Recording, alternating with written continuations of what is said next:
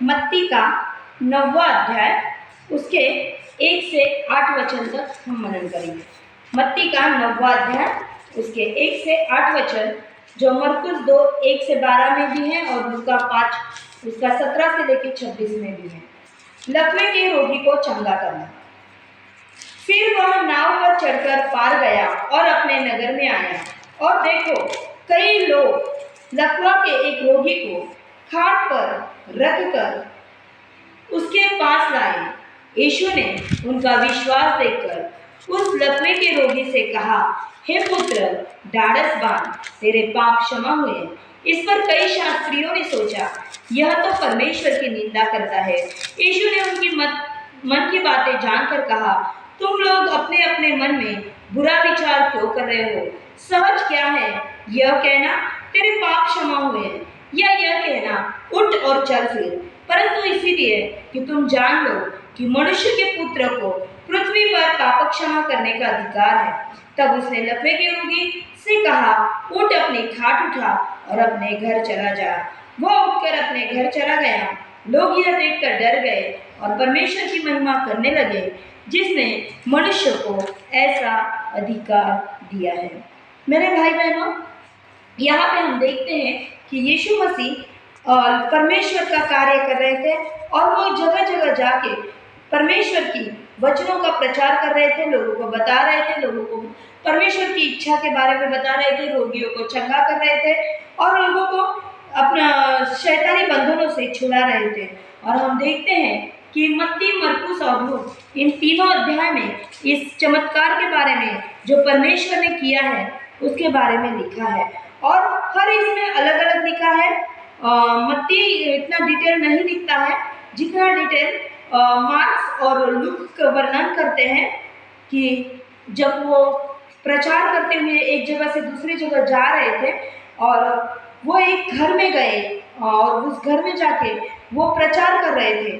और बाइबल बताती है, मरकुस जो है उसके दूसरे अध्याय के 4 वचन में बताता है कि परंतु जब वो भीड़ के कारण उसके निकट ना पहुंच सके तो उन्होंने उसको छत को उस जिसके नीचे वह था खोल दिया, और जब वो उसे उधेड़ चुके तो उस खाट को जिस पर लकवे के रोगी पड़ा था लटका दिया। मत्ती सिर्फ इतना बताता है कि कुछ लोग उसको लेके गए थे। मरकुस और लूका इस बारे में डिटेल बताते हैं। वो बताते हैं कि 4 लोग उसको अपने कंधे पे उठा के लेके गए, और जब उन्होंने देखा कि वो घर में प्रचार कर रहा है, घर में बहुत सारी भीड़ है और उसके पास जाने के लिए कोई रास्ता नहीं, क्योंकि घर पैक होता है तो उसके पास जाने के लिए कोई रास्ता नहीं है, उन्हें कोई रास्ता नहीं मिल पा रहा था और वो सोच रहे थे कि क्या करें, कैसे इसको यीशु तक पहुंचाए। जब उन्हें कोई रास्ता नहीं मिला तो वो छत पे गए, और अभी तो हमारे सीमेंट के घर है लेकिन उस टाइम खापर के घर रहते थे, अगर गांव में आज भी वैसे घर है। तो उन्होंने वो घर का छप्पर निकाला और उस छप्पर से उन्होंने उस लकवे के रोगी को नीचे उतार दिया और उसे यीशु मसीह के सामने रख दिया।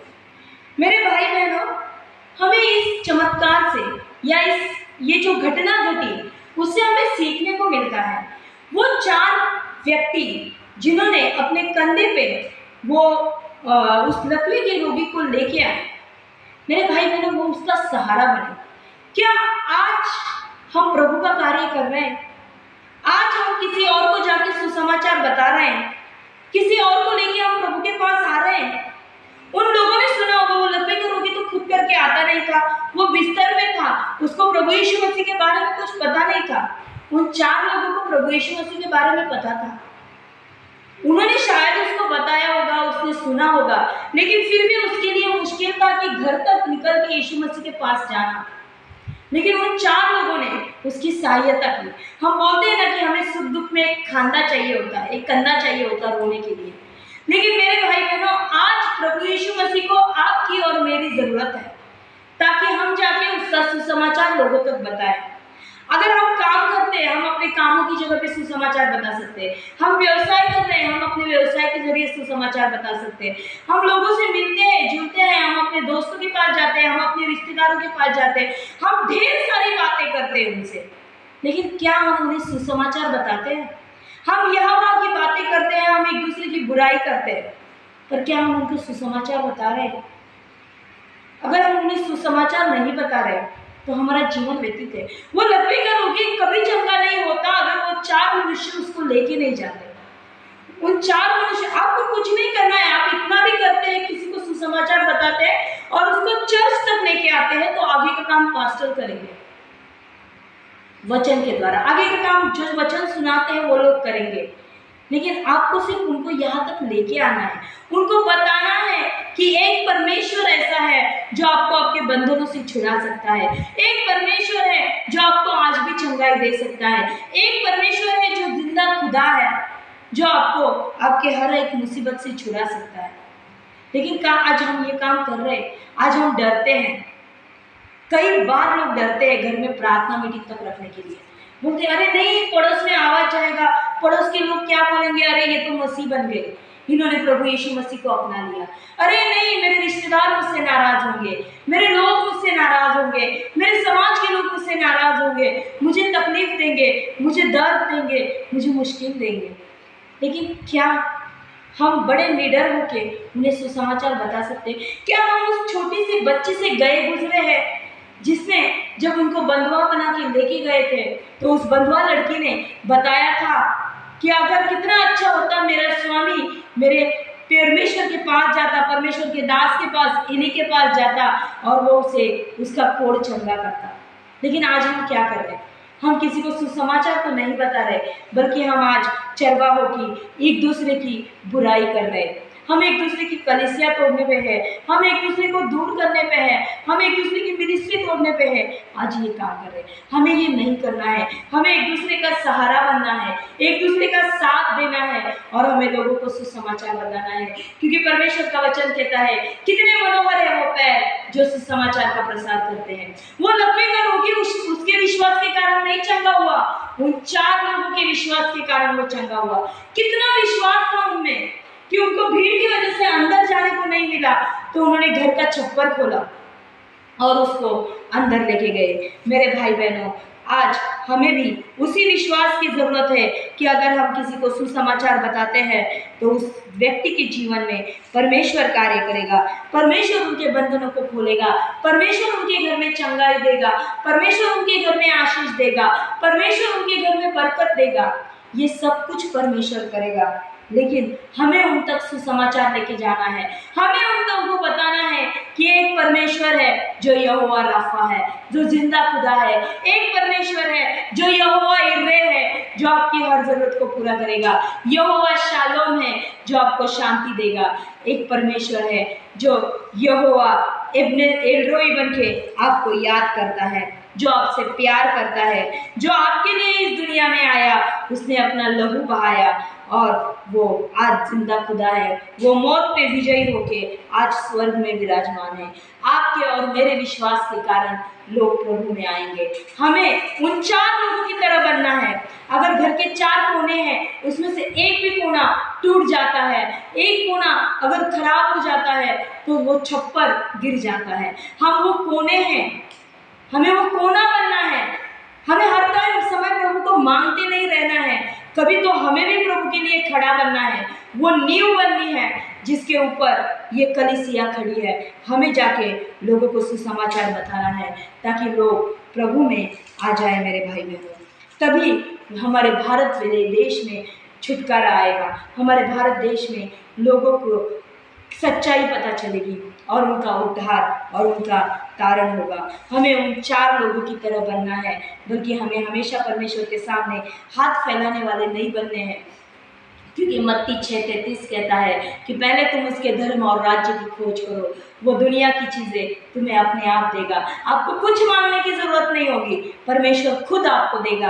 आप उसके राज्य के लिए खड़े रहते हैं। और यहाँ हम देखते हैं कि जैसे ही उन्होंने छत को खोल के उस लकवे के रोगी को प्रभु यीशु मसीह के सामने रखा, तो प्रभु यीशु मसीह ने कहा कि उठ, तेरे पापों की क्षमा, उठ नहीं कहा, तेरे पापों की क्षमा हो गई। मेरे भाई बहनों, जब यीशु मसीह ने ऐसे कहा तो वहाँ पे शास्त्री थे, फरीसी थे, वो उस पे बोलने लगे अरे ये तो पाप कर रहा है, क्योंकि पापों की क्षमा करने का अधिकार परमेश्वर के अलावा किसी को नहीं है, क्योंकि तब यीशु मसीह एक मसीह था। लेकिन परमेश्वर का वचन हमें प्रभु की प्रार्थना में सिखाता है कि अगर तुम दूसरों के अपराधों की क्षमा करोगे तो तुम्हारे पापों की क्षमा हो जाएगी।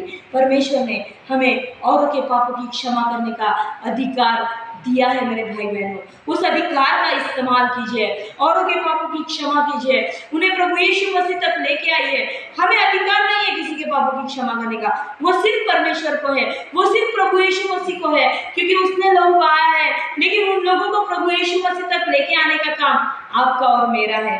तो परमेश्वर का वचन यही कहता है कि परमेश्वर का वचन कहता है कि आज मैं दिखा दूंगा कि मनुष्य को परमेश्वर पापों की क्षमा करने का अधिकार है।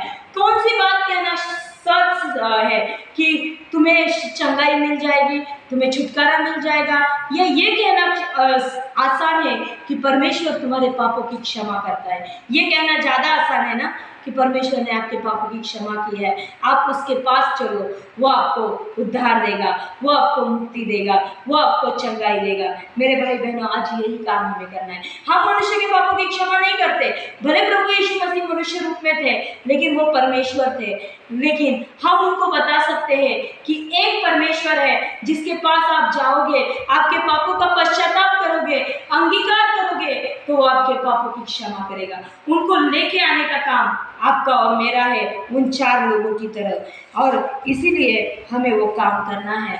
और इसीलिए यीशु मसीह ने फिर उसे कहा कि उठ, अपनी खाट उठा और चलने फिरने लग। और उसी समय वो लकवे का रोगी चंगा हो गया। आज हमें वो 4 कोने बनने हैं मेरे भाई बहनों, क्योंकि परमेश्वर का वचन 9वें अध्याय में कहता है कि पीक तो बहुत बड़ा है लेकिन उसकी कटनी करने के लिए मजदूरों की कमी है। आज वो मजदूर आपको और मुझे बनना है, क्योंकि परमेश्वर का वचन कहता है कि उसने आपको मुझे चुना, आपको और मुझे चुना है याजक के रूप में, राजा के रूप में, लेवी के दल में। लेवी का क्या काम था? लेवी लोगों का परमेश्वर की सेवा करना। आपको और मुझे अगर परमेश्वर ने चुना है तो परमेश्वर की सेवा करने के लिए, उसके सुसमाचार का प्रसार करने के लिए। कब तक हम ऐसे बैठे रहेंगे? कब तक जितने लोग हैं उतने आते रहेंगे? कब हमारी कलीसिया बढ़ाएंगे? वो तभी बढ़ेगी जब हम उन 4 लोगों की तरह काम करेंगे, हम लोगों को सुसमाचार बताएंगे, तभी लोग हमारे परमेश्वर के पास आएंगे। हमें उन 4 लोगों की तरह बनना है। हमें लोगों को सुसमाचार का प्रसार करना है ताकि लोग आए, पापों की छुटकारा पाए, मुक्ति पाए, चंगाई पाए। ये कार्य हमें ही करना है मेरे भाई बहनों। और इसीलिए परमेश्वर ने आपको और मुझे चुना है। इसलिए नहीं चुना कि जिंदगी भर हम सिर्फ अपने लिए और अपने परिवार के लिए दुआ प्रार्थना करें। तो परमेश्वर ने हमें चुना है कि हम जिस देश में रहते हैं, हम जिस समाज में रहते हैं, उस समाज के लिए, उस देश के लिए हम आशीषों का कारण बने, हम लोगों को सुसमाचार बताएं मेरे भाई बहनों। इसलिए परमेश्वर ने आपको और मुझे चुना है। परमेश्वर करे इस वचन के द्वारा परमेश्वर आपको ब्लेस करे, आशीषित करे। God bless you. आइए हम प्रार्थना करते हैं। Hallelujah, hallelujah. धन्यवाद, धन्यवाद, धन्यवाद परमेश्वर पिता, आपके नाम को धन्यवाद देते आपके इस सुंदर वचन के लिए परमेश्वर पिता। यस परमेश्वर पिता, हमें ऐसे ना बनाइए परमेश्वर पिता कि हम सिर्फ जिंदगी भर आपके सामने मांगते रहे। परमेश्वर पिता, हमें उन 4 लोगों की तरह बनाइए परमेश्वर पिता, जैसे उस वो अपने कांधों के ऊपर उस लकवे रोगी को लेके आए परमेश्वर पिता और वो भला चंगा हो गया। हमें भी परमेश्वर पिता और लोगों के पास लेके जाइए ताकि हम आपके सुसमाचार को फैला सके परमेश्वर पिता, और हम अपने कलीसिया में लोगों को ले लेके आने पाए परमेश्वर पिता। ऐसा दया, ऐसा अनुग्रह कीजिए, क्योंकि आपका कार्य करने का अधिकार आपने सिर्फ चरवाहे को नहीं दिया बल्कि हर एक विश्वासी को दिया है परमेश्वर पिता, कि वो जाए और आपके सुसमाचार का प्रसार जगत के अंत तक फैलाए परमेश्वर पिता। इसलिए आप हमारा और हमारी इस कलीसिया का इस्तेमाल कीजिए परमेश्वर पिता। इस वचन के द्वारा चलने के लिए हमें सहायता और मदद कीजिए। हम सिर्फ वचन को सुनने वाले नहीं बल्कि सुनकर उसके ऊपर चलने वाले और 100 गुना, 60 गुना, 70 गुना फल लेके आने वाले बनने पाए, हो नहीं पाए परमेश्वर पिता, कि हमारे द्वारा और लोग उद्धार पाए परमेश्वर पिता। ऐसा दया अनुग्रह कीजिए। ये दुआ प्यारे प्रभु यीशु मसीह के नाम से मांगते सुना करें।